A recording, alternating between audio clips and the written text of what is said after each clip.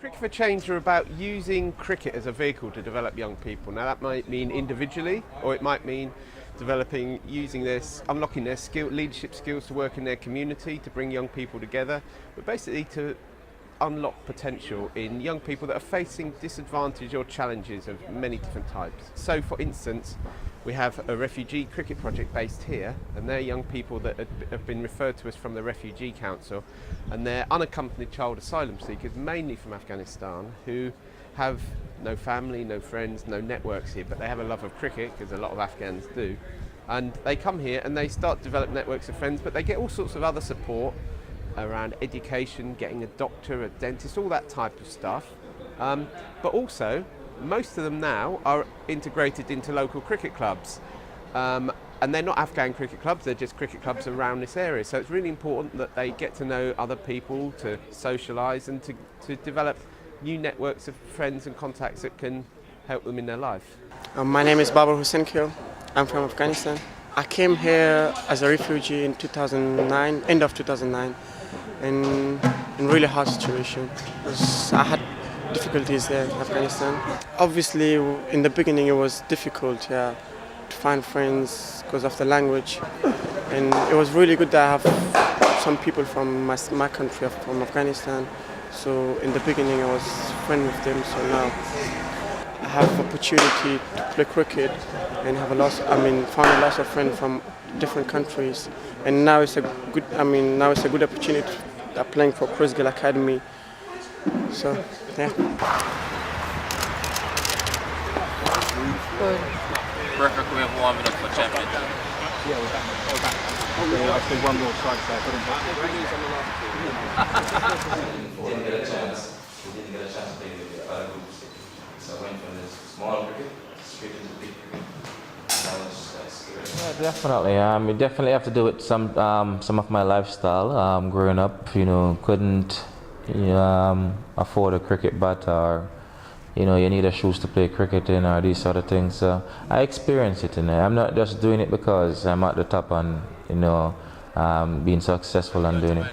I'm doing it from the heart, basically. Like I said, I have experiences and I know what is it like to actually need something and can't afford it, or you need to be in such comfort zone and those sort of things. So I experience it. Back then we used to go to school, you can't find the necessary money to fund to buy food, so you have to, mom and dad would have to pack your lunch in your school kit, or if not, you have to go to school and then you have to leave school and come and eat your lunch and then you have to go back to school. So those things I've experienced in my lifetime, and like I said, brothers, I've got 5 brothers, we all played cricket, so I actually grew up in it and so forth, so we know how to actually, we know how to actually survive, basically, growing up among each other. So we all experience these sort of things, and then eventually I get the break, and then, here am I today, so, I see perfectly the perfect opportunity, the perfect time to do such thing along the way. But like I said, my charity game used to go annually, but because I get so busy, I couldn't actually find the time to actually continue doing the charity work. So this is the perfect thing to do, just to start the academy, the Gayle Academy here in England. And it won't stop here. Like I said, we could look into Jamaica, even in India. This thing can expand around the world. Everybody, definitely will look forward to something like this. I'm Shivesh. I'm from Lewisham, South East London.